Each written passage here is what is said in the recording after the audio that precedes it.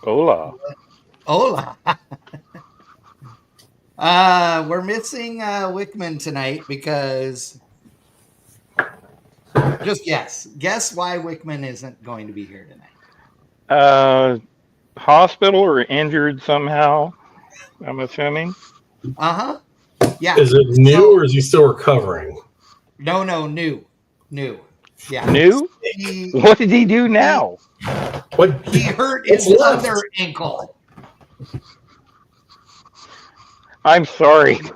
I feel bad for him. But my God. Jesus Christ, dude. I mean, you know, if he was a horse, they would have to put him down. Shoot him. Yeah, exactly. I mean, who else do we know that would do selfies while getting extricated from a car, though? I know, right? I know. It defies description. So he said, I can't. He said he can't do tonight because he's, sitting up makes everything hurt and swell. And you may want to check your phone again, Jad. Why? Just trust me. Oh, he's back. I see him.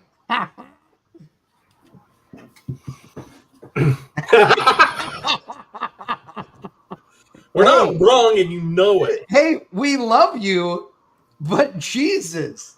I mean, seriously, dude. Like, yeah, you can tell we really feel bad. You need to wear, you know what you need?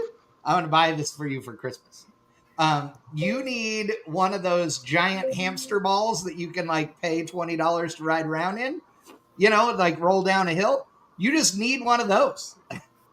Yeah. Or one of those inflatable sumo suits. No, that's what I was thinking. Those sumo balls that you like roll down a big hill in Europe in? He needs one of those. Yeah, that's what I mean. I thought he was already wearing that. He hates us. Jesus. He so hates us. We feel bad for you. I know. Okay, so fill the world in on what you've been doing the last week. I just saw Otis run by at top speed, which means he's got some shit he's not supposed to have. Oh, actually, I know what he has. It's fine. It's fine. You say that now. 1 hour from now, when we're done with this, he's gonna go back and son of a bitch. That's true. Probably true. Yeah, that is. Yeah. Okay, it's definitely true. But whatever. It's fine. You know why he doesn't answer to Otis real well, right? Do what? You know why he doesn't answer to Otis real well, right? Why? Because Oh, all he yeah. hears is fucking dog. Yeah, exactly. That's exactly it. Jesus. Well, Wickman, how are you feeling right now? I am currently on the couch with both legs elevated now. Yeah. They're probably not as high as they need to be, but And are you on drugs right now? no. I mean, I could be, but I not saying I'm against it, but it's just you take so much of it, and it's kind of like kind of over it. Yep. And I do take my nighttime stuff so I can get 4 to 5 hours sleep a night.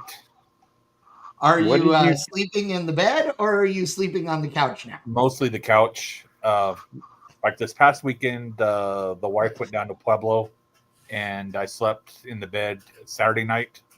Yeah. Which went okay, but for the most part, I'm on the couch because I don't go to sleep till anywhere between 3 and 5 o'clock in the morning. Yeah. So, dude, you're worse than me. Yes. Dude, the only thing I'm missing out of this picture is like you in the World War II era traction. Right? Yeah, I know. That's what I was thinking when he said that his legs weren't high enough. Yeah. I was thinking, man, I just pulled a cherry picker in there and put an axle strap around each leg and. Well, one of the pillows you'd be back in the hospital if you brought the cherry picker into the front room. Just put one of the pillows that's behind this pillow that's propping me up was underneath my legs earlier. Oh, so, okay. Gotcha. But the pillow I'm looking at that could fix that is in front of the fireplace. So, gotcha. Sorry, I'm trying to fix the light that I totally jacked up. Yeah, we're all kind of a little rushed tonight. There we go. Okay. All right. So tonight we're going to talk about three things, two of which annoy me. So that's why we're talking about them. The first one came about. Okay. So hold on, let me back up. So you know what came to my mind first thing, right? What? It's white. It's white. Your beard? We went to pick it up in Yuma. Oh, yeah. Oh, totally. Yes, but that wasn't what inspired it. But that's the third topic. So no. So the first thing is, look, I do a lot of different kind of motorsports, right? And I like a lot of different kinds of racing. I think we all do. Yeah. With that said, I'm not, some of them I'm less of a fan of than the others. And, but hey, whatever, you do you. If it makes you happy, I don't really, quite frankly, give a shit. So, so one of the races that I just think is very odd, and God, there's a lot that's going on to try and do it, is roll racing. If you're not familiar with roll racing, take you and your buddy are rolling down the freeway together at 60 miles an hour, and you decide that you're going to race each other from 60 to whatever, and you sit there next to each other like you saw in 1,013,20 videos for a jillion years, and one of you is the guy that's going to do the honk. You do 3 honks, and on the third honk, there you go, right? Except somebody decided, we should do this at a drag strip. So then they came up with all this convoluted crap to pull this off, which is all totally fine. Okay. What's not fine is the fact that at Texas 2K, this video came out, and it says it's from Texas 2K 2024. But it is tagged TX2K 25, and it was posted by Flow Racing. So, given their track record for being idiots, we're going to go with it. It was probably this year. I don't know. I wasn't there. Don't care. I was streaming an actual drag race. So, anyway, in this video, which I'm going to share, we're going to, I'll just show it. It's ridiculous. I was going to say, I watched Kyle's stuff, but I'm curious to see which this is. Yeah. Which one it is? Yeah, which one? No, this is from Flow Racing. This is not Kyle's video. So, okay, ready? This is a freeze frame. I'm going to play it in a second here.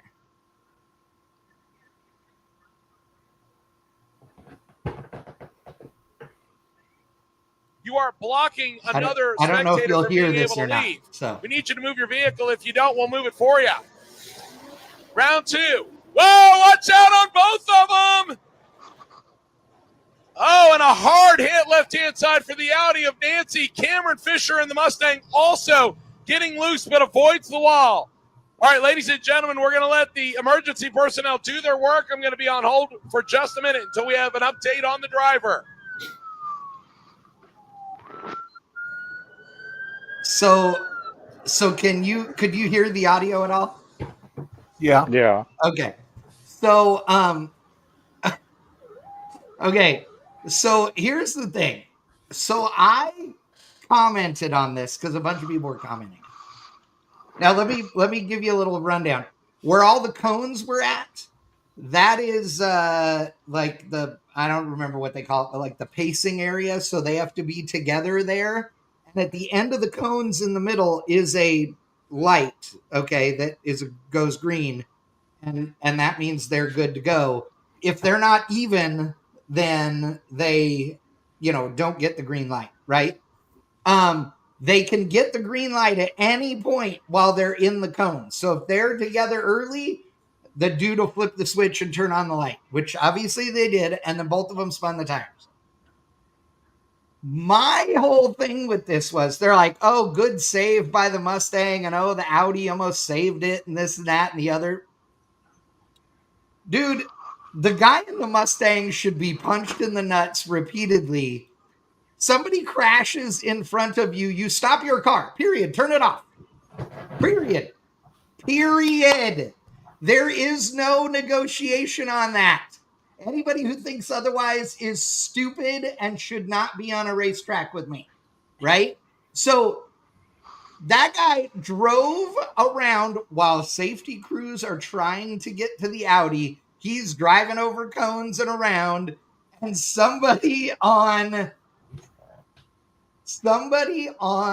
Facebook tried to say, well, he has to finish his run. What? No. He does. As soon as the other guy got in his lane, he won. What difference does it make? Exactly.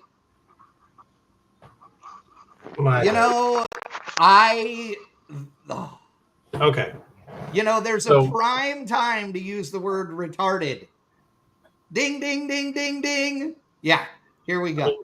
I mean, step 1, you stop, period, like you said. Step 2, I don't know, maybe check on the guy whose car just got bounced like a ping pong ball off the wall. Make sure your other racer is okay. Right. I know that safety's on the way, but hey, a little bit of courtesy might go a long way here. Yeah. If you are not going to do that, at minimum, stop your car and let safety do the damn job. That's exactly it. I mean, this thing is here. I'm gonna stop it. But these are the same people that think Fast and Furious is drag racing. So well, that's true. That is true. So SUP. I'm gonna turn the audio off because their audio doesn't even sync correctly, which makes me laugh too. So here they come under the tower. They are not even here, which they don't need to be. I mean, they're supposed to be. So I've done my research now. Now I understand how the roll racing works, right? What the particulars are. So the guy in the left lane gets sent first. The guy in the left lane is to establish the speed, which should be around 65 miles an hour. They have 400 feet to get to the starting line from where they started. The guy in the left lane is the guy that sets the pace. So he's supposed to be between 60 and 65 mile an hour. The guy in the right lane is supposed to catch him and pace him and be pacing him when they're in the orange cones. Okay. Which they are for sure not together there, at least not from this angle. Okay. Now they are, as the guy in the Mustang drills it, and go, you saw the wiggle, right? Uh-huh. Okay, FYI, right rear tire completely off the ground right there in the Mustang. Now, here's the interesting part. It's a nice 3/4 profile of both cars, though. Right? That almost looks like tandem drifting. If that was a drift, Am I wrong? Am I wrong? Or and McTaggart will have to answer this for me. I thought those Audi R8s were all wheel drive. Not all of them. Not all of them. Okay. No, there were rear drive ones, and there are people who will remove our all-wheel drive systems. It's a little more prevalent with R35, and I know that R34s. like Kyle could turn off the front drive on his to do a burnout and then turn it back on and that kind of thing. There's also precedent for people gutting the all-wheel drive system out and just sending it as rear drive only for the sake of lightening the car up. Right. So well, these are supposed to be street cars. They are required to have fat tires all the way around, dot tires only. They're not allowed to have wheel tubs or Lexan or any of these things. So in theory, they're supposed to be street cars, right, is the idea. So, you know. In either case, you're looking at a Coyote-powered Mustang that's definitely wound tight. Oh, yeah. And at the weakest, that thing's packing an Audi 4.2, which is a stout motor. More likely, it's a V10. Both cars can easily kick their ass end out. So far, this is just, overdoing the throttle on both sides. Well, and see, it says a thing here. So reaction time, I don't know how they... I don't understand how they judge that or do that or what the point of that is when you're rolling along. But, yeah, that's a thing. And then, so the Audi not only, as if hitting the cones wasn't enough, okay, takes out the light as well because, it's on the ground that it just ran over because nothing says pro like running cords on a racetrack. Now look at them. They're looking at each other here. This is the point. And I know, Mustang driver trying to kill everybody they can. I get it. I'm sorry, that's low-hanging fruit. It's too easy, but I'm not going to miss the opportunity. Yeah, but that's usually only spectators and bystanders. So that's true. That is true. But look, all the photographers there were running away. Those were bystanders. Those were bystanders. Let's pull the bias out for a minute, okay? So Mustang shakes. Audi gets spooked and shakes, which it honestly looks like the Audi reacted to the Mustang. Yeah, but I don't know if they could even seen the Mustang without really looking over. I don't know. I'm going benefit of the doubt. Either way, the Audi reacts after the Mustang gets loose. Yes. Audi basically threw himself into a spin. At this point, if the Mustang guy drilled his brakes, came to a stop, we wouldn't be talking about it. At all. It happens. At all. He literally would have just stopped and sat there and waited until the safety crew got there and gave him instruction on where to go. Right. Anywhere but driving around this guy while he's... Because up to the point where the Audi plows the cones like a fucking truck, all of this is more or less normal, more or less by the book. Right. No shock that a Mustang gets loose. Not even that surprising that an Audi gets loose. Right. Launch and crossing the finish line are the two most dangerous points in roll racing for these guys. You either grenade it or screw it up immediately, or at the top end, something happens. There usually isn't an in-between. Okay, but Chad, correct me if I'm wrong, and we've all been in this position, either drag racing or autocross, or on a road course. When you get in that position that Audi started out in, lift not completely off the throttle, but feather the throttle, because if you lift, it's just going to lock the tire up. Oh, yeah, so you 100%. You get out of the throttle, get it corrected, and then start getting back into the throttle. This guy didn't even look like he lifted, or if he did, he lifted completely once it was completely sideways. I think once he realized he was screwed, he lifted completely, because if he hadn't, that car would have pivoted and drilled the wall. It would have and I mean, look, I know, and I'm not, bagging on anybody that I know in this statement, but I know plenty of guys who are great drag racers that are friends of mine who, if a car gets out of shape any more than in its own lane on a drag strip, they don't know what to do, right? They will panic because they just have never driven anything else, and the reality is that driving different stuff teaches you different things. So you are 100% right. Like, I know that the people that we know that are, road race as well and autocross and do all those things would have handled this whole scenario very differently. What should have happened with the Mustang is that he should have, just stopped in place when he was aimed straight into the front of the Audi, and or pulled up closer to the wall and shut it off and waited. I mean, that's what he should have been doing. Here's my thing. I've been to a number of TX2K events. Yeah. What I've seen, and this is my opinion from what I've been around and seen over the events I've attended, and watching it on Flow or 1320 videos. A number of these reputable shops build these cars for people that basically walk into these shops and hand them a blank check. And these cars are built in a certain period of time, and they tell the customers, all right, we're going to go to this event. This is your car. You're going to drive it. Majority of these guys have never made a pass down a drag strip or basically had any real time seat time in these cars. Yeah, but if you got money, you can drive. Experience shines through at these larger events. Yeah. Well, and it's a disservice. And let me be very clear. We have no clue who these people are. These could be the two most experienced roll racers in history, at which point I would say you should find a new hobby. But I don't know if these cars make 200 horsepower or 200,000 horsepower. But neither one of them handled the situation very well. The funny thing is, the car that's wadded up the worst, the Audi, is actually the one that's got the least amount of fault here, because while they lost it, they were then just along for the ride.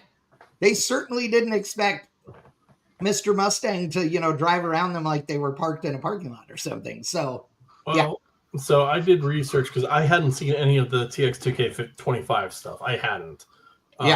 You were in Tucson. I was in Orlando doing Hemmings Musclepalooza. Oh, yeah. I hadn't paid attention to any of this.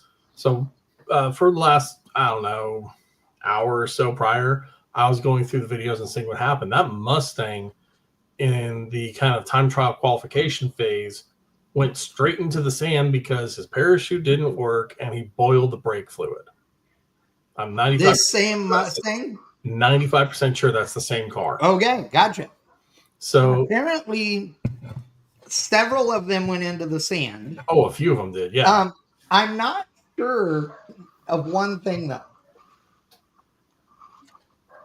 Did you see the picture of the car that they had to drag out of the sand trap by hand?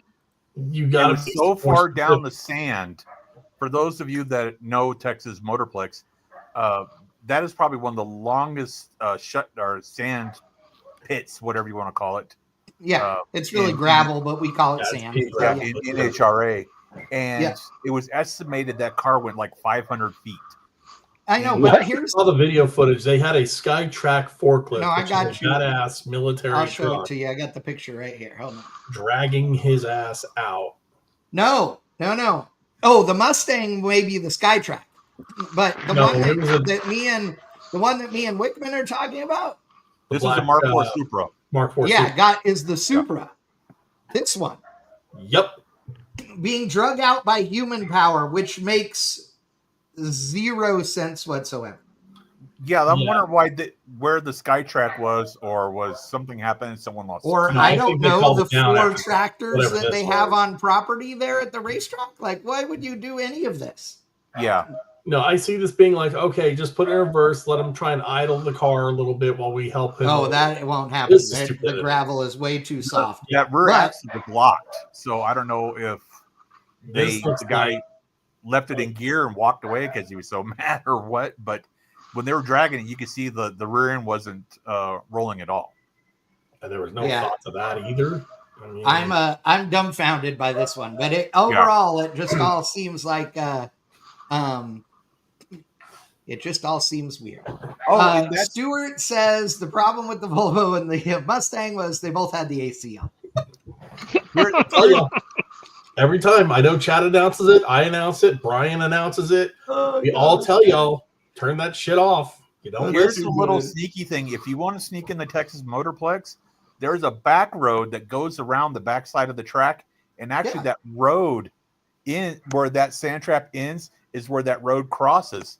And there's like no fence or gating. So you could actually walk onto the property from where that sand trap is, and no one would ever know. Yeah, But it would be a we're long gonna walk. blame you if somebody from Motorplex calls pissed off. Yeah. Hey, I'm just saying this, like, hey, put it out I'll in be the there public on now. Friday, Like, so you know. we were back. I was back there with Larry Larson, and we were kind of like laughing about it. I was like, hey, you could actually sneak on the track through here if you really wanted to. And I was kind of like, I thought it was funny that there was no fencing, no nothing, and the road's like right there, and the sand trap's right there. Oh yeah. Yeah, 2X or TX2K is a big, amazing event that does have drag racing and roll racing and I mean all the things, right? There's some and realistically wicked cars. and there are some heavy hitters that show up there to drag race now. Brett LaSalle went and won with the Snot Rocket. I don't know what other real drag cars were there that we would know. I shouldn't say real, like there, but big names that we would know. The blackish, purplish Chevy 2 with that's Pro Charged with a small block. Yeah, I've never seen before, but that car, he was going rounds, and he made it to the semis or the finals, and had a big old huge wheel stand. That's what cost him the win in that. But I'm not sure whose car it was. First time for me to see it, but I'm guessing it's a local car there in Texas. But it was like, he was surprising a lot of people. I saw he was great in the usually shows up. Brett LaSalle, is that right? LaSalle has Snot Rocket, doesn't he? Isn't there's a new one? Yeah, I don't know. I can't remember this guy's name, but I know the car. And there was an orange Mustang from Louisiana. He's run Sick Week. They call the Raging Cajun or something like that. Or the Nova ran, did a wheel stand and got up into the wall, like you said. Just a little scuff.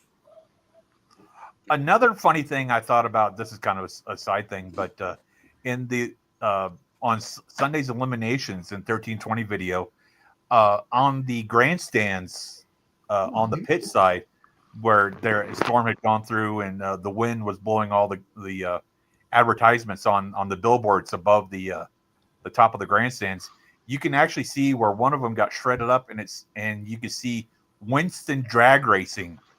Oh yeah, it's still behind it. Yeah. Oh yeah. All of the signs are old and have just been covered. Yeah. I thought that was kind of funny. It was like Winston Drag Racing still predominant, like they're in the 1320 video. Oh yeah. Sorry. So no, the Nova lost when it did the wheel stand. It did not hit the wall. Was that semis or finals? I think it might have been semis. And it looks like somebody in a Supra, a white Supra, had to race the Snot Rocket. Yeah. That's the one with the big wing on the back. It was Supra that nosed into the TJZ wall versus the World. Oh, okay, gotcha. Yeah. But that was another thing too. There were 3 red lights in the finals. Oh, really? Yeah. Wow. Oh, yeah. Almost crashed the 2J. And Brett went down. That's good. And I'm going to say this, and please don't take this wrong, because Brett's car, the Snot Rocket, is amazing. But I guarantee you that he has 3 times the number of passes as any other single car on the Pro. Oh, yeah. I mean, he runs at Bradenton with that thing like it seems like weekly, and I was going to say, with that and car, that is why that car is anyway. so good, And he was hurt Sunday during eliminations because they were interviewing and said he contemplated not racing on Sunday, and then found out who his first round opponent was, and then he had a bye, and he's like, "Well, screw it." I meant because he was down a cylinder, number 7 was dead, so he just like, "Oh, hey, whatever happens, happens." So yeah, I like it. Nothing wrong with that. Yeah. Congratulations to him. Okay. So moving on. Are any of you? Well, I know that Wickham is. Well, no, I'm sorry that McTaggart is familiar. Do any of you are you aware of the Facebook group that is the Boomer car show, Boomer boards and other terrible car show decorations? I haven't seen that one, but okay. What? So it's a I'm gonna share the this land of the crybaby dolls. It's great. It is. So it's everything you can possibly imagine that you hate at a car show. It's all those things, right? So like, look at this. So this is World of Wheels in Chicago, and let me lead by saying that this group it pokes fun at people. It's not nice. It pokes fun. Okay. But like this kind of show board, okay, is just weird. Anyway, for a couple of reasons, they annoy me. But that's what bothers you about that picture? Yeah. Then you realize it's a Saturn View. Like, yeah. I mean, I hope that whoever owns it loves it, but a show car, I mean, a Saturn View, I feel like I am the snobbiest person on earth tonight, but I don't care. I can't do it. I will. If I'm going to be forced to say one nice thing about what I'm looking at, it is yes, that is probably the nicest Saturn View on this planet. I agree. I like Saturns. I like the early cars till right about 2000. The small I got nothing wrong with the Saturn. I think my favorite thing about this car is the license plate, the 6th planet. I like that. But that's it. And he won an award. I mean, there's an award down here.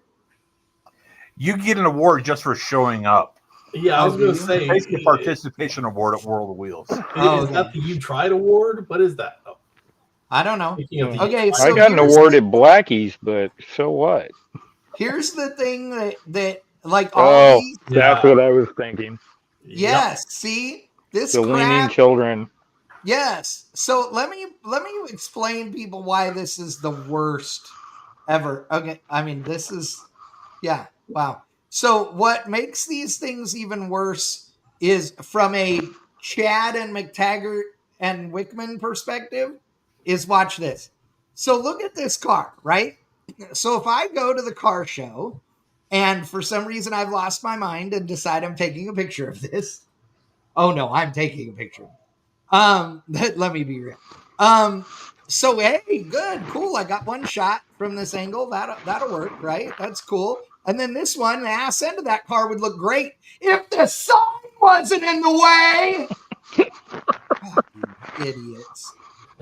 I mean, that's the thing that drives me absolutely just bug fuck is that people put these signs up and then nobody can actually look at the car. I can't look at the back of this car. I can't take a picture of it so that I get more than one angle. No.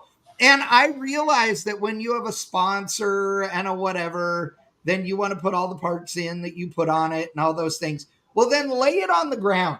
Like, do it on the ground, and then people that actually care will stand there and look at it. Like, that's how you do it. And then this. Yeah, like, what the? Right? You And went when out of your way to make a doormat for a Darth. What the ever loving?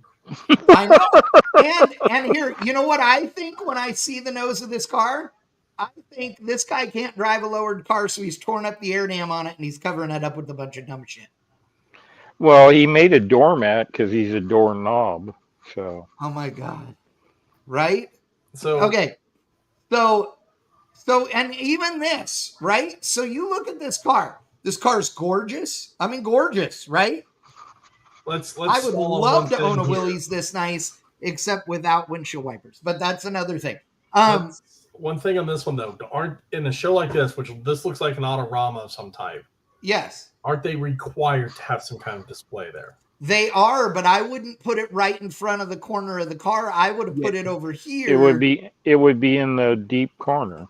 I would put it in the deep corner. That's a fair thing to say. I'll give you that. Yeah, that's fine. But yes, you're right, McTaggart. You have to have something with info and all that. So I would just put it so that you can still get a whole clear picture of the car. But I'll also say that is a small sign, basic information. True. If you're going to do one and you're going to insist upon leaving it standing, that's not horrible because it's a basic rundown.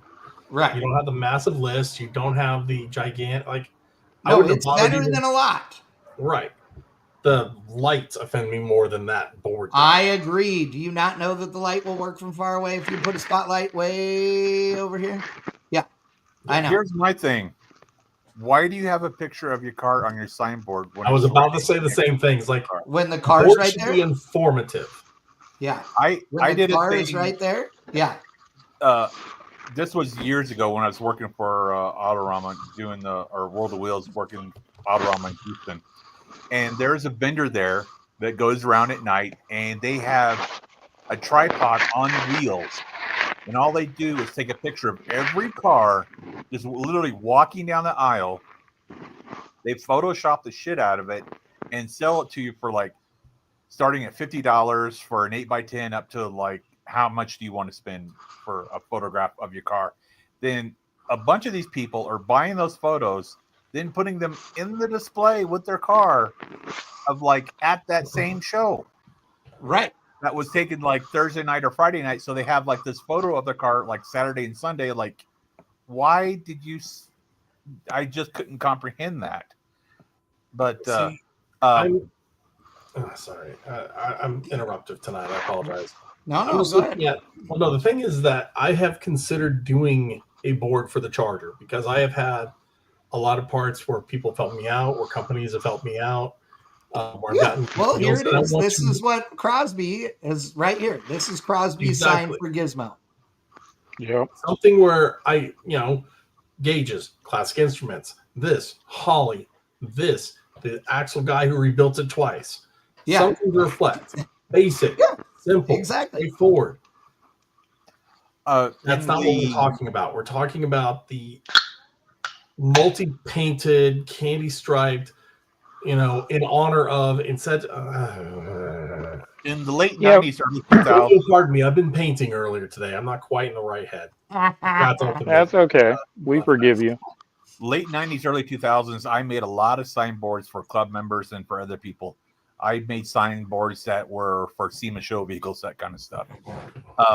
My thing was that I did them for, like, it would start out for the vehicle, then basically hit bullet points, like engine, drivetrain, suspension. Of course. I meant interior. That was basically it. And then special thanks to, like, whoever kind of thing. Chad, please zoom in on the shirt. Oh, geez. I don't know what's better in this. Is it the cutout of Vin Diesel, who by the way, that's not a life-size Vin Diesel. Isn't he like 5'6"? Yeah. This is definitely a like 1.1 size Vin Diesel. But I do like that I'm very vulnerable right now. If any goth girls would like to take advantage of me, I do approve of that. That's because the result of that will be pegging. I promise you, and you can go look that up later. I'm not explaining. And that was another thing too. Is like doing these signboards. I would do them in landscape versus vertical, so that Yes. one, it minimizes the height of it, Great and idea. two, that you could lay it down, and so that it's not like you're not trying to read like the opening credits with Star Wars, where you have to look way off into the distance, and that it's all right there in front of you. And also, I would recommend to the owners, like, hey, if you want to go to like Michael's and get one of those little pedestals that basically easels. No, That's the word I'm now looking for. the ones you guys are all missing, and this is other than the little leaning dolls. Yeah. The ones that bother me the most are the ones that have the stand at one corner of the car with the photo album of the build. Oh It's yes. got every picture from the day Yes. they pulled it out of the Oh, grape yeah. vineyard or whatever. Yeah. If you're going to do that, open trunk. If somebody really wants to take time and look, but in the grand scheme of things, nobody is going to look.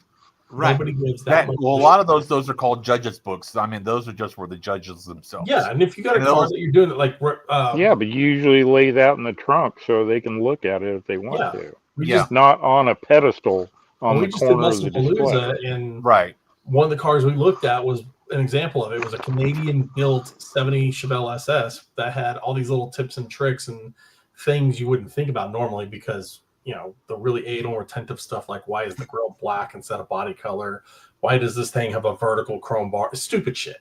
But the guy had the full detail from when it was dragged out of the weeds somewhere in the northern end of the U.S. and put together. It's fine you want to show it, but But there was one display. This is the prime example of this is one of the things they really do poke fun at on the Boomer Board stuff is, so this guy is trying to show how rare his Mustang is. Okay. 4 of them came with the front 90,056 2018 Mustangs. 31,870 were Mustang EcoBoost 2-door fastbacks. Okay. All 31,871 came with the 2.3 liter EcoBoost engine. Duh. Of those, 28,781 had 10-speed automatic transmissions, which means that really only, what is that? 3,100. Well, 3,090 people had enough balls to be smart enough to order a stick. 1,532 of them were painted royal crimson metallic tinted, of which 30 had ceramic leather bucket seats. Of those, 11 were equipped with 19-inch polished aluminum wheels. Which it doesn't have. This does not have, yes. And 4 of them came with front license plate brackets. This is one of those Mustangs.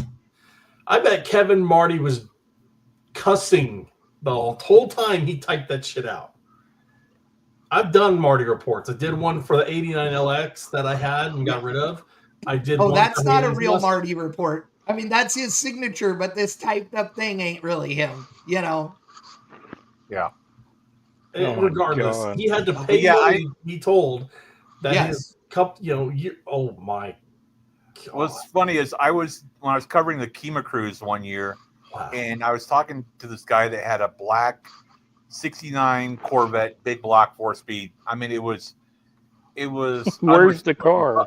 I thought it was a really cool car, and started talking to the guy, and he's like, "Yeah, this was one of 3 made on December 29th of 1969."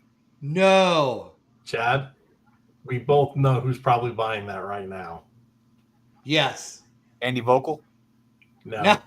I'm sorry, Andy, if you're watching.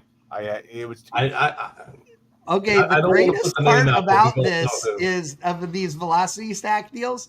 So the one on the left, whatever, I mean, they all look like crap. The one on the right, notice it is exhaust tip. That's what those are. They are exhaust tips. They even have the drain holes. Yes, where the screws go through, and in the bottom to hold them on is the set screw, and then up here they have the drain holes. And then note the plugs. There's lights in there. You know that there are lights in there. Oh no. Yes. Remember, ladies and gentlemen, no air actually goes in these into the engine. This is the throttle body over here. Really? You had to point that out? Well, apparently. That was Somebody about as had good to. as the Pinto I saw a couple weeks ago that had the LS, but they used the Ford engine covers from a 5.0 to try to disguise it. Yep. Meme works. Move along. Okay, so this board is totally fine. Yeah. Right? Laying on the ground, not in the way. I mean, don't get me wrong, my 1978 Seville doesn't do it for me, but it still does it for somebody, so good for them, right? But it's also A a giant dog Nova food. doesn't. You don't like a giant Nova with the Cadillac logo on it? Right. I want it. I still want a Seville. I would love I to do have a too, giant but that's the Seville. wrong year for me. I want a different one. Oh my God. These people went all in. Look at this thing. I mean, that's a whole display like it's an ASEMA booth or something. That's now. I will say that board. it's very nicely done, and at least if you're going to block one side of the car, block it all the way. I'm down. Okay. You have Here's three-quarters my of the thing. car. When you're getting paid to photograph those kind of shows, that's the last thing you want as a photographer is the 3.5-foot railing going around your car. So basically, you have to do like an aerial shot with a drone to get a shot without all that crap around it. Unfortunately, though, Charles, you and I both know why that rail is there, and it's not just off. That's for the retards that attend the show. Yeah, correct. It's a sad reality, but I get that. Whoa, they had a custom rug made to match their car that doesn't really match. There was a mini truck back in the day. It was an extra cab S10. It had graphics going down the side, and the truck was really popular on the East Coast. But the owner of the truck, he would actually take sidewalk chalk and do like a mirror image of his truck on the ground next to it. No. Yeah. Okay, I'm impressed. I don't know that you should. I don't know that. That's just I don't know that I'm down with painting your car on your car. I don't get that. The white letter tires say it all. Chad, you should know better than that. You were in Texas. You've seen all the OBSs with the mural of the Mexican flag waving on the tailgate with the truck cruising down the road. Oh yeah. That's true. That is. Yeah, but they usually have a bull sticker on the door to go along with it. Yeah, that too. Yeah, which is fine. Let's see. Okay. See this thing. Here's the other car to add to the list of things to burn to the ground, like the Teslas. Angry Jeeps. Is any Jeeps with rubber ducks? Like, the whole angry Jeep face can go too. Oh, dude, why is it that you have to? If you're a mall crawl Jeep person, you have to buy the grill that makes your Jeep look angry. Why? Why must your Jeep be angry? What's funny is if someone was to walk up to that Jeep with like a Snickers bar. Is that Haley laughing? I hope it is. My wife, Amanda. Oh, it was Amanda. Okay. Yeah. I don't know. I don't know if it was watching, maybe playing video games with her friends. But no, that's literally every angry Jeep I look at is like, okay, your Jeep is more masculine than you are. Thanks for telling the world. Yeah. But yeah, you want to walk into the angry Jeep with a Snickers bar and say, "Are you hangry?" Yeah. Exactly. Your name must be Kyle. How many holes have you put in the drywall, sir? Right. Yeah, I don't get it. I don't like it. So, like this. What? I know. See, here's the problem with all of this stuff.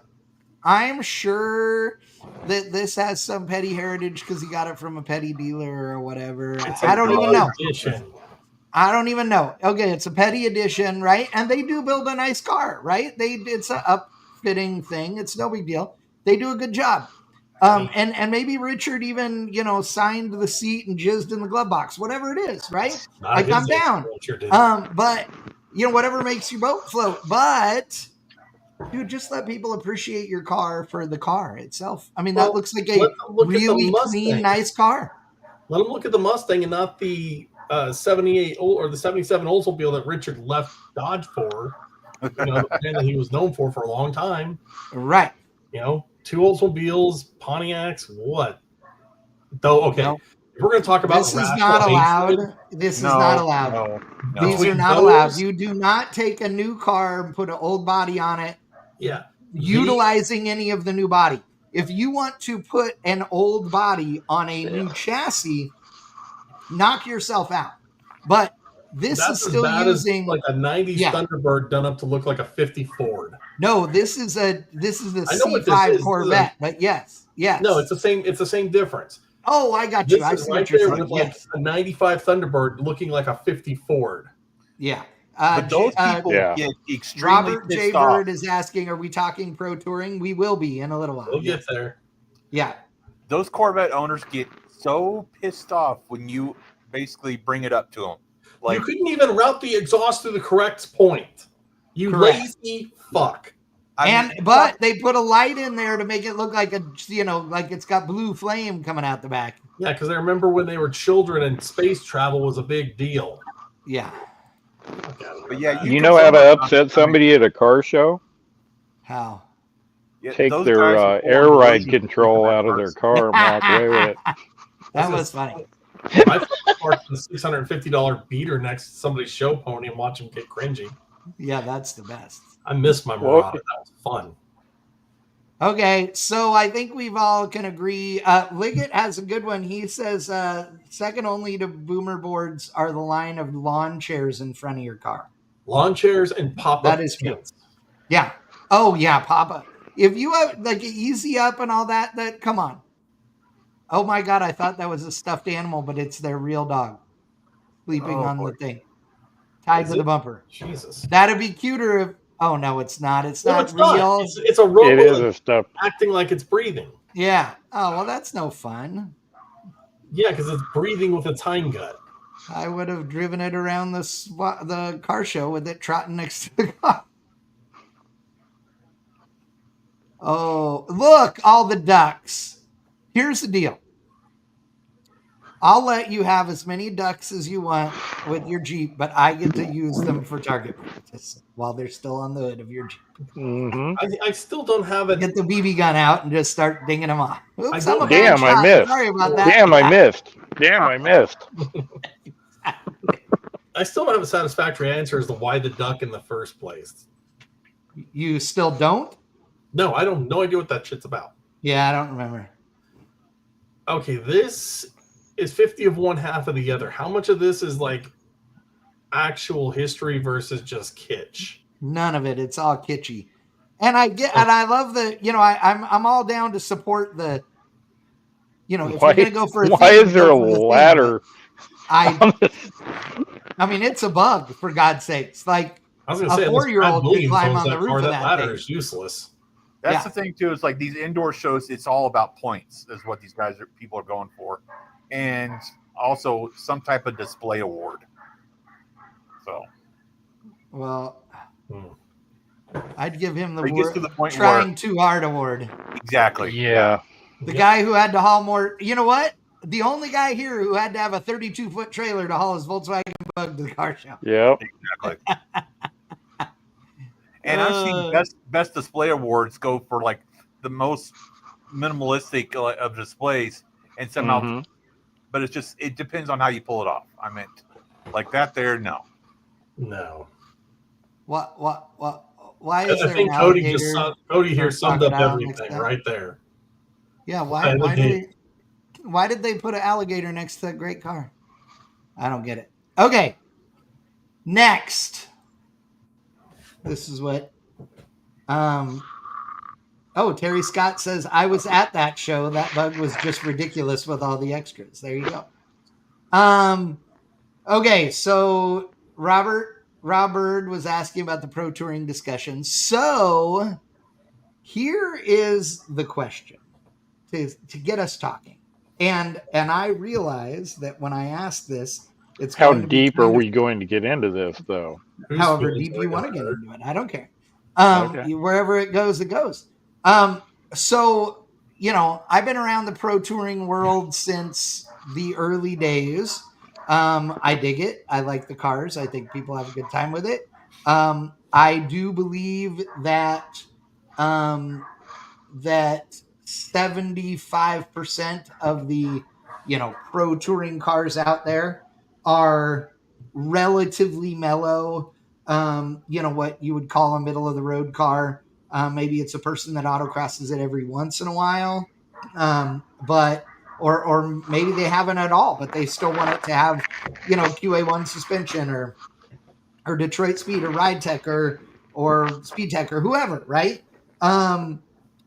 But just like we have this discussion with the drag and drive stuff, what's a street car and what's not, how far does a pro touring car need to go to no longer be a street car? And with that said, what are the things that make it not a street car? And I'm gonna preface this too by saying, I'm gonna use Smitty's. That's kind of a wide swath on that, though. I mean, agree. I'm gonna show Smitty's. technically, are we talking first. about legalities, drivability? Whatever you want. Whatever you want is fine with me. So the McTaggart's like, oh crap. Oh no, McTaggart's over here foaming at the mouth. I know what. He's smiling again. Then you can start. Start, McTaggart. Say whatever it is you want to say. Start, Chad. Can you please bring up Cole's truck? I don't have photos of Cole's truck. I could help it. That was a low hanging fruit. Thanks for letting me not swallow before you said that. Thank you for finishing that full sentence. God, asshole. That was awesome. Okay, fuck. Okay. In fairness, Cole's truck is A, not finished, B, and is engineered to the nines, but again, and let's go with C, not finished. There's plenty of room. So it doesn't matter, though. It's definitely out there. There's no doubt. But that was ground zero. But either way, let's jump off the joke because that was exactly what that was for. But let's look at three different things. So you could take Big Red, the Camaro, which has proven to be a great racer and is very well engineered, very well built. Let's take that Buick you had on Cars and Cones the one time I followed it. It was one of the ones that Ride Tech loaned you. You mean the white car? I believe it was white. Yeah. Yeah. No, it was a Chevelle, white with black stripes. Yep. Yeah, you're right. It was a Chevelle. You're right. Yeah. Yep. Yeah. Okay. Oh, that's a great car. Yeah. All right. So the Chevelle, but a very well upgraded car, but there's nothing about it that says I'm not going to get in this car and go drive anywhere, do anything. Oh no, it had cruise control and AC and right. Versus all the things. Versus Big Red effectively is somewhere between NASCAR and a touring car, German, British, I don't care who, and a land speed car. And it really is a race car now. Now yeah, they don't. It is a full tilt. Never drives it on the street anymore. But yeah, But I get your point. The whole thing of Pro Touring was you upgraded the capability of the suspension, the brakes, the power. Basically, you took what was positive about a muscle era car and you brought it up to a modern standard. That's the underlying level of Pro Touring. That was the whole goal. So at what point do you go, nope, you just dove off into race car territory? No, you just built a SEMA car that just looks wicked. No, this thing doesn't even qualify as a car anymore. This is a silhouette racer. And that's the thing. I just sent a picture to Chad of a car that I think is like, I would consider out of bounds for okay, let's see this, Chad. I'm gonna use two cars. This photo is not a great photo because it's low res, but it's okay though. We'll make it work. I was trying to see if I shrunk it, if it'll look a little better. But I agree with McTaggart. I think that the basis of what Pro Touring started out to be was to upgrade cars and be able to go out on the weekend and have a track day car, but still be able to drive it and go wherever you want to go with it. I agree. This to And me feels kit car. I agree with you on that. Like a Factory 5 Cobra. I'm not knocking it. That's badass. But it's just like a Cobra. It's probably got a couple upgrades for modern sake, better brakes, overdrive transmission. But you're not going to tell me that a Grand Sport Corvette from the C2 era wasn't already pretty much a race car from the jump. Well, it was 100%. You couldn't buy one that wasn't a race car. They didn't have VINs in them. So, this is sponsored by Speedway Motors. Right. So here's the other one. And I know this car well, and it's a very well-built car.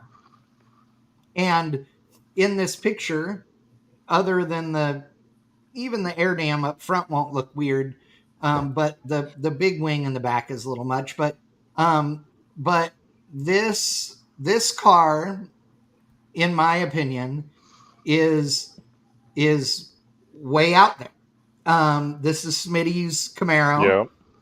It's a badass car. I mean, certifiable badass car. We're not. Was he? What is it? Smurf that he calls it? Yeah, they call it the Smurf. It has. Normally, it does not look this clean. I don't mean clean like dirt clean. I mean it normally has stickers all over it because he's competing in events all over the place. But he's also running events with his sons too. So correct. You got to give him to that. So they're doing a family thing here. Oh, they are. They have 3 cars and they're racing them and all that. But here's the thing, though. This car has. It's not that you can't buy the parts that are in this car. You can, right? It has SpeedTech chassis under it. It has, a Scoggin-Dickey built LS under the hood. And this was the 2-sided orange Ride Tech car originally. Correct. This was a 48-hour build. Yeah, and it's I don't know if it was actually. I don't know if it still is that car or if he started with another. It's the same car. It is that they did it. It's been completely redone. Yeah, Barrett. Yeah. Okay. Right. Well, so this car now though has a bunch of carbon body parts and stuff, which you can tell. Which ones independent are rear. Yeah, independent rear. All this stuff. It has a. I don't remember how expensive. But it's a ridiculously. Yeah, the Magnum in it is a sequential that's billet aluminum. That is a $25,000 or $35,000 transmission he got from American Powertrain, our sponsor for the evening. So and again, the numbers don't really matter, right? Like none of that matters. People spend $500,000 building muscle cars all the time that are not as capable as this car. I feel that has to come into play though, because I mean, yeah, you can buy everything of this, and yes, overall, this is still a 70, 73 Camaro. I don't know what year it is actually, but it's a 70. Yeah. But here's the difference between what I would consider pro touring and what I would consider a racer with plates. The amount of energy or the amount of engineering and investment into this car. You have carbon, you have sequential, you have full body cage from what I can tell. Mm-hmm. The brakes, the chassis, those are kind of stepping. There's a point between and I'm not calling my car pro touring at all. My Charger has an overdrive automatic or an overdrive manual transmission at this point. It has upgraded rear end. It has upgraded front suspension. I'm literally a reasonable set of brakes away from being able to say my car could be considered low-end pro touring because I've upgraded it. True. This is not low-end anything. Oh, no. This is at the upper level. Now, I do know that Smitty could absolutely jump in this thing and drive it anywhere. Mm-hmm. Okay. I know that. It's a durable, dependable car. Would it be comfortable doing so? I don't even know if it has air conditioning or any of that stuff anymore. I don't know. It doesn't matter, right? Air conditioning is not a requirement for a hot rod to be a good thing to drive, right? But here's That's why debatable. I'm bringing this up. So when you compare this Camaro to Crosby's 32, right? Crosby's 32 it has less transmission and maybe less rear end in it, arguably, but Crosby's 32 is as purpose built as it gets. Now, with that said, totally easy to drive, drives it all the time, all those things. There's a difference, though, at the airport in it. Yeah, there's a difference, though, for me between, let's say, a Camaro or a Mustang or a whatever and a 32 Ford. And that's because Crosby's car is all steel, has a total hot rod interior in it, air conditioning, stereo, all the things. And other than the roll cage in it and the fire system, everything that's in it is very much like any other street rod or hot rod that would get built. And any other street rod or hot rod that would get built would also get an aftermarket chassis put under it nowadays.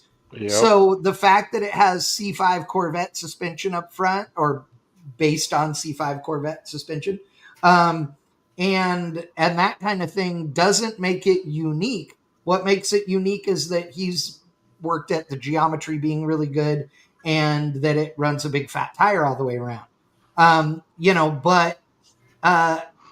It's the reason that I'm bringing this up is that. But also, when I was between cars, that was my daily driver for a while. So it really was That's true. Daily driver. I didn't have anything else but the bike. Yeah. So it got driven. Well, and here's my deal, though. So I think that pro touring, the activities of pro touring are hurting right now. And the numbers may not show it yet, but they're about to, because the economy is, tanking. So I believe that pro touring is suffering because people are getting more and more and more and more and more vocal to me about the ultra high-end cars. And when I say ultra high-end, I don't mean show car high-end. They may be, but they don't have to be. I'm talking about the big budget, ultra high horsepower, all the big money stuff that are competing in these pro touring events that don't have classes. So that is what I see as the problem with pro touring today, and the thing that could lead to its demise is that, when I first started announcing pro touring events in 2006, these events took, this is how long I've been doing this, 20 years here. Guys didn't know. Somebody showed up in their stock 69 Camaro and raced somebody in a 69 Camaro that had Detroit speed suspension on it. They went, oh my God, I was a second and a half behind. Look at how close I was to Kyle Tucker. Well, a second and a half might as well be 3 days on a 40-second autocross lap, right? But people didn't know that. So they just went, oh, I was only a second and a half behind. Like, if you were within 25 thou, you were close, then we're talking numbers. Otherwise, dude, get out of here. But I'm not saying that to bag on people. I'm saying that now people know. So the thing is that you get a guy that builds a 69 Camaro in his garage and puts a bunch of nice parts in it, but isn't Smitty, doesn't have the budget of Smitty, doesn't have the skill, the whatever. That guy wants a place to race, and at some point, just participating won't be enough. And I'll tell you how I know that this is being impacted, because we do events, and there was a time a long time ago now when we would do awards at the end of the event, and 75 to 90% of the competitors would be there for the awards presentation. Now 2 or 3% are there for the awards.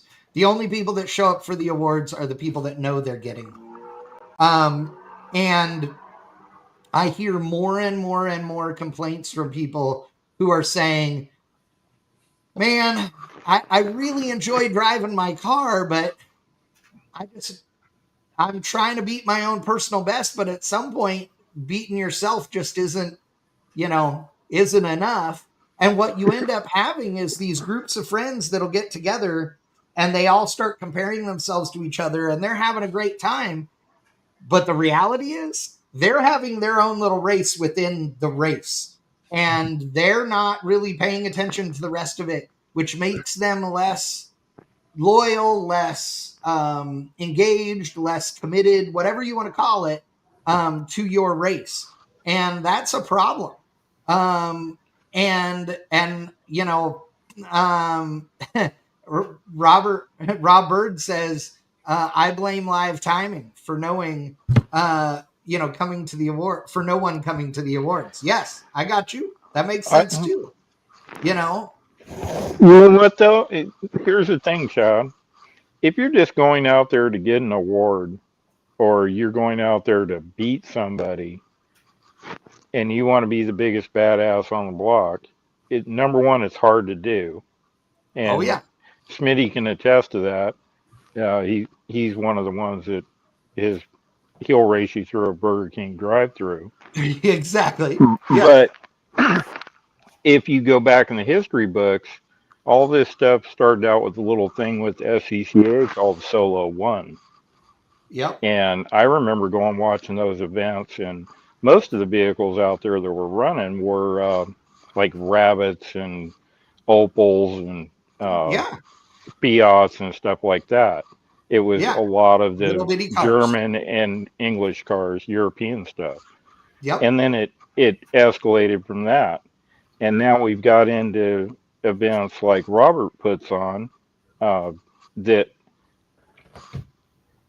I remember just going out and having a great time and hanging out with your friends and, hey, I was faster than you today, or they were faster, and what did you do, and what are you going to go home and do? That's what it's about. If you want to go build a $500,000 car to win a race in a parking lot, good on you. Have fun. But you're still racing in a freaking parking lot. You are. Now, here's one thing to think about with that. And if you're not having fun doing it, don't do it. Don't do it. I agree. But here's one of the things. So you brought up Rob. Rob does a great job, puts on awesome events. One of the things... That guy could have fun with a lawn dart in his foot. Oh, I know. But here's one of the reasons why Rob and Trisha's events are different and why everybody wanted to go. Because if you compare Rob's event, Racing Bird's event, to, XYZ, any other event. I know what you're talking about. So Rob, you don't have to say the actual name, but I know what you're talking about. Rob and Trish they race in the morning, they take a break for lunch, and everybody sits and has lunch together and hangs out and is social and has fun. And there's this whole camaraderie thing. And then and if somebody's broke, they help them fix their car. Correct. So even the guy, it's kind of like the drag racing and stuff that we've done all these years. You help your competitors. Correct. You don't walk away from some of these other events, competitors may help each other because they're nice people and this and that, but there isn't... The event itself doesn't bring people together other than for drivers' meetings. And it's up to you to come together, to do anything else. Yeah, but the Birds events aren't like that. I agree. And that's where their events make it so it's not as big of a deal. But if you go to an event and you feel like you're on your own, and the regulars that come all the time, they know 58 people and all this, but the guy that goes... Man, I just can't. Been trying for years to get into LS Fest, right? And finally gets into LS Fest and enters Grand Champion because, it sells out in 6.5 seconds. Right. That guy, if he doesn't know anybody, then he's sitting there on his own. If he doesn't have the right personality to go out and talk to people and introduce himself to people and do all those things, then it's that they're going to feel like they're left out a little bit, you know? And again, for me, I feel like we need classes. I think we need the unlimiteds. We need the, we need the, Yeah, the but where would the daily drivers. separation points be? Now that you I bring could that do up. that, and I It could would have do to that come pretty down to easy. tire size. I mean, Yeah, I would do a tire size and suspension would be pretty easy. Tire size, suspension, transmission. Those would make it pretty easy. How about If you have weight? You could have weight break. I might do a lightweight class as well, just so that you had it and throw those people together. But have a set of scales at the track. I mean, hell, oh yeah, that's easy. The weight part's Well, no good big deal. and good guys does that. They have scales at the event. You don't even need that. Even it's 2024, and if it was 1974, you could do it. Every interstate in the country has Pilot and Loves and Flying J and all of those, and they all have certified scales. And you go over the certified scale, and they can weigh it, and you could have a certificate with you. That's just not hard. But yes, we weigh cars. But for me, yeah, but not that anybody could cheat between the scales and the track. No, and we don't know anybody that'd be easy that's ever done anything like that ever. But if you have the ability to weigh them also, then it's no big deal. That's not if an your issue. I'm helmet not worried strap about people breaks, cheating, because people that cheat, I would just ban forever and they would be done. It wouldn't matter. Yeah. But I think if you have a sequential transmission, you're in an unlimited period. If your car okay, hold on, back up though. Are we talking about just autocross at this point? Or are we talking about road course stuff? Yeah, because you Doesn't can matter. put in good argument. Because if you're an autocross like the 32, I generally run that thing in one gear the whole track. Yes, I agree, but like Smitty shifts in his a lot. I know. So that's Smitty's psycho.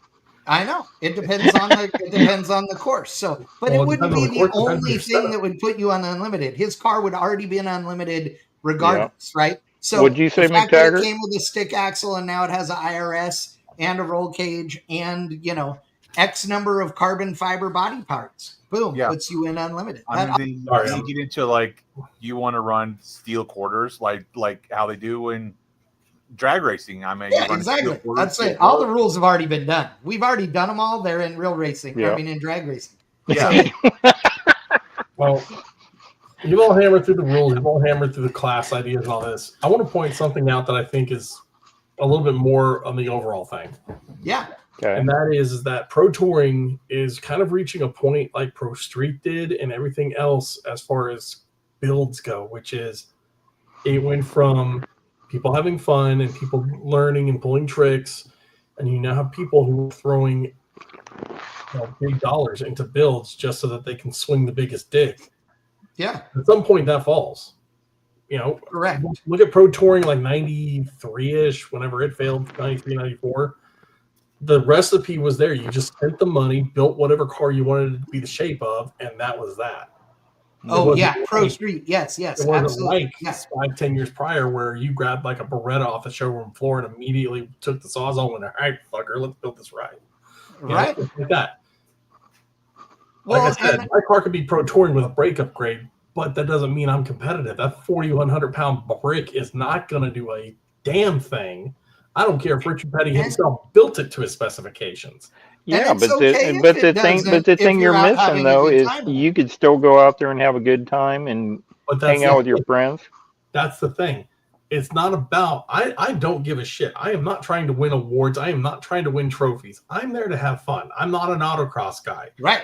As I've done autocross, I've had my fun with it, but autocross in my eyes are for people with Subarus and Evos who want to see how that little thing can spin like a top. I'm a road I want room to at least shift a few times and lay the thing out at $120, $130 before I have to drill a corner.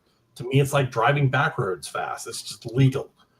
Yeah, but it's the same difference. I mean, one of the cars you guys are talking about that comes to mind, like right off the top of my head, kind of seeing the metamorphosis of it is Mike Dussault's Camaro.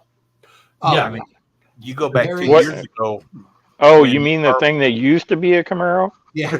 Precisely. And it's a incredible built car and all those things, but it's not the Camaro that had to have the back window taped in it the very first time he ever took it to a Good Guys Autocross. Mhm. I announced it. It was in Texas. It was it had seats in it that were upholstered. No other real interior. Yeah, in there it. was no interior. It had like 2 seats, and like It I was remember the back window being taped in, and that was it. Yeah, because the it tried to Chad's come also- out. It broke. It broke in the Numerous afternoon, and they hauled it back to the shop and fixed it and brought it back out the next day and all those things. And it's super cool. But Yeah, I remember Rob the Bird first says time he had wants it to at do a- Chad's autocross some wild or not autocross, but has announced autocrossing for some wild things on the track. I mean, Oh yeah. if I remember right. all right, Robert, what's the budget limit? Big ass dually. You can autocross anything. Oh yes, Yeah. absolutely. There's nothing And I'm stopping not saying that everybody needs a class. Brett so that autocrossed they the say- freaking dually. Yeah, that's Yep. why he's talking. And about it. he beat Stacy with the '69 Camaro. Remember Yeah, that? he did. I do. he did that. What, Del Mar or something like that? No, No, that was Pleasanton. Pleasanton. Yeah, Pleasanton, okay. I remember it well. But okay, but let's go back a second. The event before, remember what he was in? What was he in, Chad? It was black. It was the first time we ever took a road trip together. Oh, in the 48 Ford. Yeah. Yeah, with a ratchet strap around his stomach because it didn't have a freaking seatbelt in it. That is true. And that is why the Good Guys rule says now That was the seatbelt that must was be the fastened to the first. floor, not to the seat, because that's what Brett just wrapped it under the seat and around him. Oh, That God. was the first pro win. Was with the 48, and Brett got the points. Oh, It's never a no. good thing when you are the author of your own safety rule. Oh, it was great. It was great. And oh, by the way, that was amazing. And the only reason he had to run the dually is because it was raining, and he told me to stay home and leave the black Camaro down here. And then it cleared up, and he's like, "Oh crap, I got to run something." So he hopped in the dually and autocrossed it. It was hilarious. So you're saying says, I'm going to say something that will piss people off. No, it doesn't. Autocross is not racing. You are correct. It is not. It is a skill test is what it is. A time trial. That's what it is. Absolutely. That's the thing too. It's like, and that's okay. It's still a riot, an absolute riot. Yep. It's fun to do. Can't they just do like the same way as drag racing? It's just basically print out your time so there are no numbers, so there's no display. I mean, just they do that. When I first started autocrossing was in Bremerton Dragway or Raceway or whatever they call it this week. And you would do your lap and then you'd pull off and they give you a clip of your run. Unless, of course, you went in the Scotch broom and had to get towed back out. Yeah. Well, here's the thing. It's 2025. People want to know everything. And we gave it to them. Well, I remember a class way back when in what Chad calls real racing to save money. They came up with a dragster class. Oh, what was that called? A Econo dragster. Was that the biggest oxymoron ever? Yeah, exactly. It became it in a hurry. Econo dragster was you could only have one carburetor on an Econo dragster. There's some other rules that in theory to run glide cheaper, but they didn't. Ultimately, it was great. You had a transmission in the car that cost more than most people's cars did. That's true. Okay, but here's my deal, though. I'm not a fan of giving everybody a class just to give them a class in any form of motorsports. But do you think that given the current climate of the racing world, and let me give you one other tidbit, and I'm tired of not saying this out loud because I've told the guys at Holly to do this for years and years and years, and they haven't listened yet, so I don't give a shit. Somebody else can do it. Everybody's been asking for Swap Fest, okay? I have thought about this for years, but I was not the first person to think of it. Probably, I've had multiple people I know come to me and say the same thing. One of the things that people don't like at LS Fest is that if you have a third gen Camaro, you have to compete with a guy with a C6 Corvette. And the C6 Corvette already came with the LS and the LT in it and all those things and has all the great modern stuff in it, right? So people are asking for a swap fest. And people have asked for an LS fest that doesn't allow cars that originally came with LSs. And I took it further and said no swap fest. So I would like to see a swap fest event, and that is for any car of any. If you wanted to make it all American, great. If you want to make it all import, whatever. I'd say I don't care. Any and all cars and trucks. If it didn't come with the engine that's in it, it's allowed in. And if you want to get all nitpicky like the guy with the 91,000 Mustangs and he's the 4 with the deal, and you want to say, oh, mine has a 4G64 in it instead of a 4G63 4-cylinder. Yeah, dude, blow it out your ass. You're out, right? If you have to sell me on the fact that it was a swap, then it ain't a swap. Okay, if it's the same engine family, it doesn't count. You can't go, ooh, you couldn't get anything bigger than a 350 in this, and I put a 400 in it. Yeah, go fuck yourself. If you okay, so going off the swap fest, I would say do chassis and body swaps along that one as well. So if there's some guy with a 58 Chrysler that put it on an 87 K10 frame, then I say that let those guys in as well. Well, it automatically is anyway because it's going to not have the stock engine. Full on like hermaphrodite. Yeah, it's not going to have the stock. If it doesn't have an engine that it came with, it is. So I don't care what chassis or any of that you do. You can do all those things. Absolutely. And I think here's what about that event, what you would end up with is you'd end up with a bunch of people having a great time because they'd be like-minded and they're competing against cars that are more similar to theirs. And quite frankly, if you're somebody like Holly, you're only selling a handful of parts to a guy with a C6 Corvette. Right. A handful. You're selling a lot more parts to the guy with the 69 Camaro, If that's the point, then let's embrace it. You know what I mean? Can we just call it something other than Swap Fest? It sounds like I need to bring a bunch of upside down pineapples to this.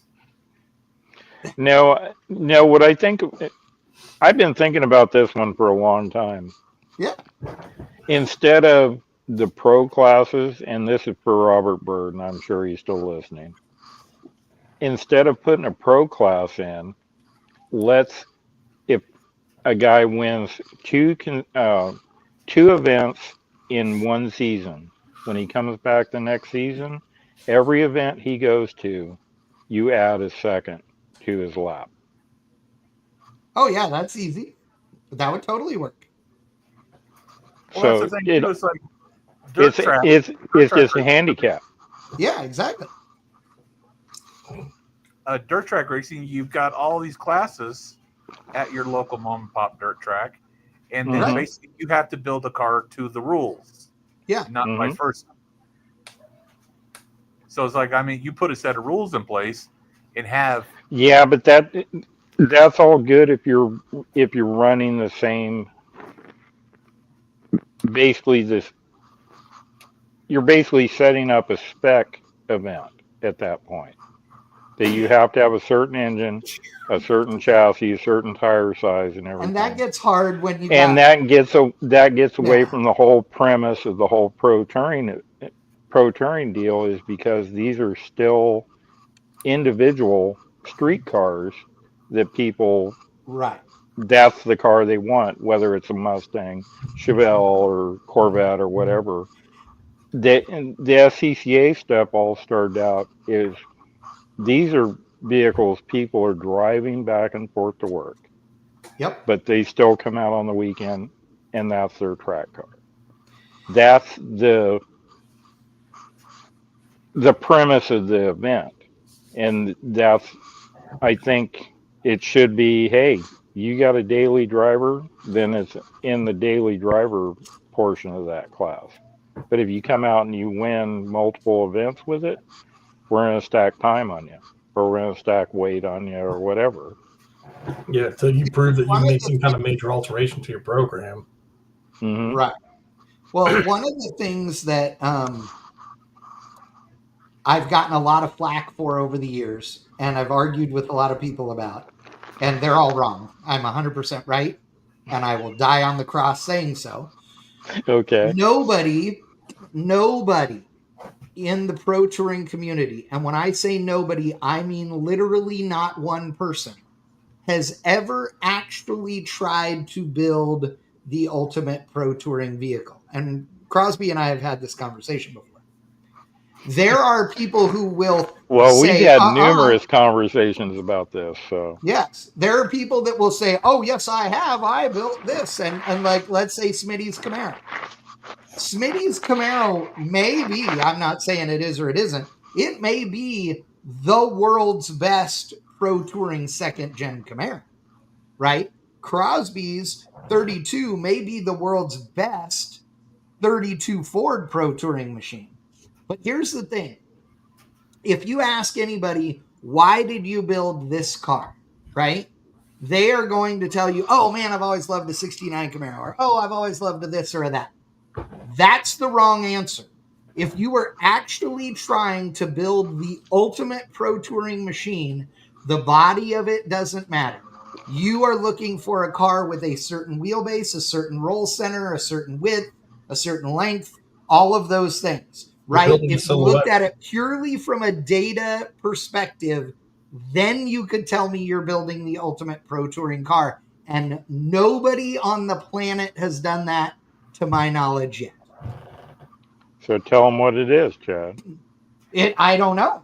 I mean, I have some ideas, but you literally would have to look at all of the specs for a variety of cars to figure out. If it were me, I would take what I want the chassis dynamics to be, roll centers, etc., wheelbase, all those things, weight distribution and all of those things. And then I would decide what could I make fit on a chassis that had those specs. That's how you would do it to me. Now, that might be a Pinto, which would be rad because I love a Pinto. But it's also different. There's a height difference between me and Chad.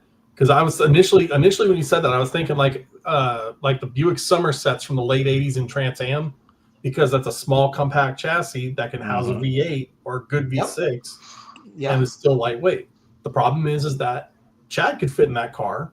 Chad could fit in this Pinto. I can't. No, because you're 5 inches taller than I am. Monte Carlo or a third gen F body or anything that's, you could still science it out. The thing is, he's right. You have to look at all the manners. This thing has to be able to turn on a dime, stop like a mother, like it just hit the brick wall. Yep. You need to have enough power to where you can put it down, but not enough power to where it scares the shit out of you every time you breathe near the pedal. I would like to point out Three Pedals station wagon, that Pontiac that they built. It has to be friendly to the driver. Theirs isn't. Their gas pedal is an on-off switch. Period. Right. It's one. It's not. I can't control that beast. Right. I don't want to. I enjoy driving it, but right. You have to dial all that shit in. Do you want to lay flat on the ground and do the full silhouette racer? Do you have the room to where you're comfortable driving a car that hard, that fast? I mean, our friend Susie Bowder, I've been in her Rambler on a pass. I don't fucking fit in that car ever. Right. The only thing better than watching my big ass get into it was watching Derek Bieri's that big ass get into it. Somewhere. Well, see, you're saying you're too tall to get in some. No, I'm too tall and too fat. Let's be well about it. You take Brett Vocal out of the 33 and you put me in it. And you got to put me on a moving blanket to keep my ass from wagging like a pendulum. I literally had to hold on to the shifter to drive the car. Built to you. There are some people who can go out on a bench seat. That absolutely matters. You're right, because let's say you were a 100-pound person versus a 300-pound person. Okay, I'm a freaking circus midget compared to freaking Brett. So well, it's going to change the dynamic of the car dramatically now. Because are you weighing the car empty and dry? Are you weighing it weighted with? Rob says it's impossible to build the ultimate pro touring car, and you might be right. It's You not might impossible, be right. but the amount of science, engineering, and planning that has to go into the build, nobody's going to do that to a commitment unless they have the kind of stupid money to throw at it. Because Even you're going to have to do that engineering work to make it happen. even the 32 and even Hellboy, Rob McGregor's, C10, those two cars are, or car and truck, are arguably some of the more purpose-built, out there. Yeah. Rob is a guy who sells truck chassis for a living. He wasn't going to build Hold on at a the sec. time. He wasn't going to build, a Mustang at the time. Now he could because they sell car stuff too. But at the time, what he wanted to do was build a chassis that would do everything he wanted it to be, On the podcast. and do everything he wanted to do, and then figure out how to wrap it in a C10 so that he could make it be the best C10. Well, that thing is a it's a unibody. When I say unibody, I mean the bed and the cab are welded together. The whole thing's welded to the chassis. I mean, all of that stuff, right? It's crazy. And it's a bad machine. And he did stuff nobody had ever done before. Well, that truck, you put me in it, and those two gauge pods, so it's like you're staring up through two boobs. Yeah, exactly. Yeah, because it had these humps on the dash. Yep. Yeah. Because Rob's like 6'3". So Yeah, and I'm not even close. Well, I'm barely looking over the dash in that thing. Yeah. Yeah, I'm 5'7"-ish, 5'8", depending on which liquor store I'm leaving. So Right. Exactly. what did Rob say? Rob says, is it wrong that I was waiting for the toilet to flush when James walked? We walked away and all I heard was crashing and bashing. I'm like, Jesus, do we need to go have somebody check? No, I had to open the door. My friend Ron showed up. Yeah. Oops, here. Cool. Well, boys, it's time to go anyway. We've been on an hour and 45 minutes, and well, I hope we gave Rob some new ideas. Yes, exactly. And I know that we didn't come to any big conclusions tonight, but I hope that those of you that are watching were entertained, had some fun. Thank you for interacting in the chat. We appreciate it. And for all those out there, let's bring a Econo Dragster back. Yeah, the Econo Dragster is still there. Yeah. We're going to, we'll be back in 2 weeks. If you have a topic you'd like us to talk about, send me an email, chat@bangshift.com, or send me a message. I have one that we're going to touch on, so I'm going to text you on that. Okay, Chad, I have a possible guest recommendation to come on and talk about restoration in the home garage. I'm down. I'm all in. All right. Have fun. Yep, all of you as well. We appreciate you guys. Thank you so much for joining us, and we'll see you next time. 2 weeks, we'll be back with PowerShift. Next week, we'll have Triple B. It's going to be a special edition that will be probably, he doesn't even know this yet. I don't know if he's still watching or not, but probably coming from Scott Liggett's garage in Kearney, Nebraska, as I'll be there next week shooting video with Blueprint Engines. So it'll probably be, we'll probably have Liggett on Triple B next week. And like I said, talking from his garage there at Kearney. So should be pretty cool. So and I anyway, should be sitting at a desk. Oh, nice. And not sitting on a couch. That's awesome. Wickham, no more injuries. Yeah. Let's make it through the rest of the year. No more injuries. No. Yeah, can we just try to not hurt yourself getting off the couch or pooping or anything? You've got 9 months, so you can go with no injuries. Let's do that. Yeah, come on, trust me. I've got a Suburban I want to drive and get back to work and a OBS I need to pay for and maybe sleep in the same bed as your wife. Yeah. That's true. Yeah. He's like, damn it. So she's kicking him and stuff, like, "Oh, your knees hurt now." Well, the thing is, like, wait a second. The beagle has he's become full on beagle, so basically he doesn't sleep like a normal dog in the bed. He beagles in the bed, so Which means laying on his back with his feet in the air like this. Sideways. Yeah. Yeah. Like, well, two sets of, or one pair of legs, push it on someone, and the other pair of legs, push it on the other person. There you go. Yeah. So Yeah. So him and Amanda are loving the bed, and you're on the couch. yeah, exactly. The beagle took over my spot in the bed. So. All Well, right, tell her to quit putting Wesson oil at the bottom of the steps so you crash. Yeah. I think it's it's the location I live in, and I'm not going to touch on that subject. Okay. Yeah. All right. You guys be McTaggart, good. thank you. Yep. Have a great night. See you, McTaggart. See you, Crosby. Wickman. Yeah. Talk See to you ya, later, Chad. Wickman. We'll see y'all later. See you next Later. time. Thanks for joining us. Bye. Bye. Bye.